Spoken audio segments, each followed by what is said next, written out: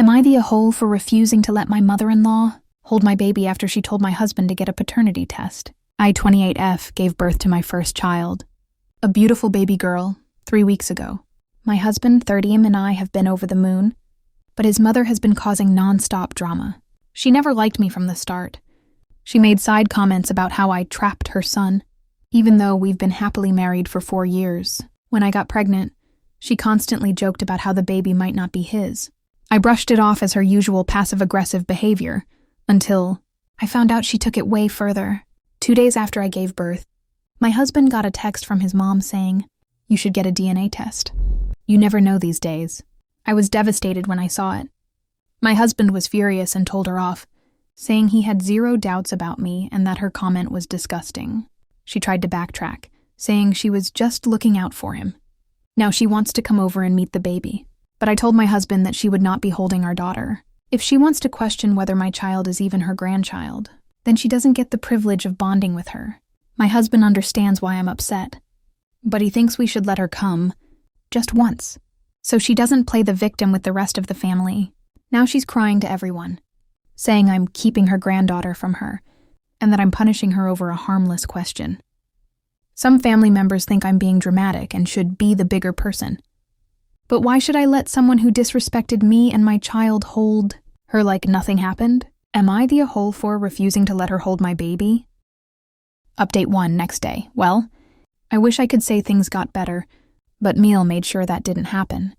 After my husband told her off, I thought she'd at least try to apologize, but instead she doubled down. She started calling my husband, telling him I was turning him against his own mother, and that I was overreacting to a simple question.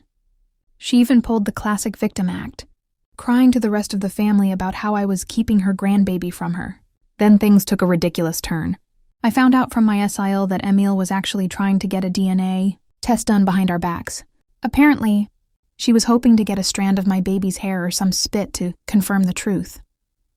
When my SIL told me I was absolutely done, I told my husband that until she apologizes, not a fake. "I'm sorry you're mad" apology, but a real one. She's not welcome around me or my daughter. Thankfully, my husband backed me up 100%. He told his mother that if she can't respect his wife and child, then she doesn't deserve to be part of our lives. Mel lost it. She went full drama mode, telling everyone I was tearing the family apart, and that she might never recover from this heartbreak. At this point, I don't even care. She disrespected me, she disrespected my marriage, and she disrespected my child. Actions have consequences. So yeah, Mel still hasn't met the baby. And unless she does some serious apologizing and self-reflection, she won't be anytime soon. Update 2, 5 days later from the update. Well, I wish I could say things got better, but nope. My Mel has somehow managed to make things worse. After I refused to let her hold my baby, she went on a full-blown smear campaign against me. She told extended family that I was controlling and keeping her granddaughter away out of spite. She conveniently left out the part where she accused me of cheating and demanded a DNA test.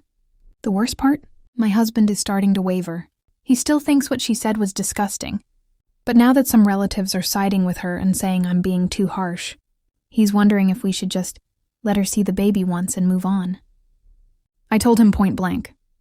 She questioned our child's paternity. She disrespected me and, by extension, you and our daughter. Now he's torn. I can tell he wants to back me up, but he also doesn't want to be the bad guy in his family's eyes. I don't care about being the villain in Mill's story, but I do care about my husband having my back. So now I'm wondering, am I fighting a losing battle here? Is this the hill I should die on? Right now it feels like MIL is winning by playing the victim, and I'm the one being treated like the unreasonable one. ChatGPT's verdict. You are absolutely not the a-hole.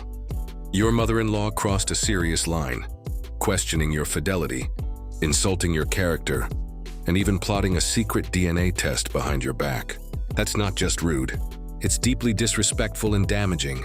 You're not keeping your baby from her out of spite. You're protecting your child and yourself from someone who has shown zero trust in you. Her words weren't just a question, they were an accusation, and actions like that have consequences. Frankly, your boundaries are more than justified. Letting her hold the baby without a sincere apology would send a message that she can treat you terribly and still get what she wants. Also, props to your husband for originally standing up for you. If he's starting to waver, it's probably due to family pressure, not because he disagrees. Remind him backing you up isn't about choosing sides, it's about choosing respect.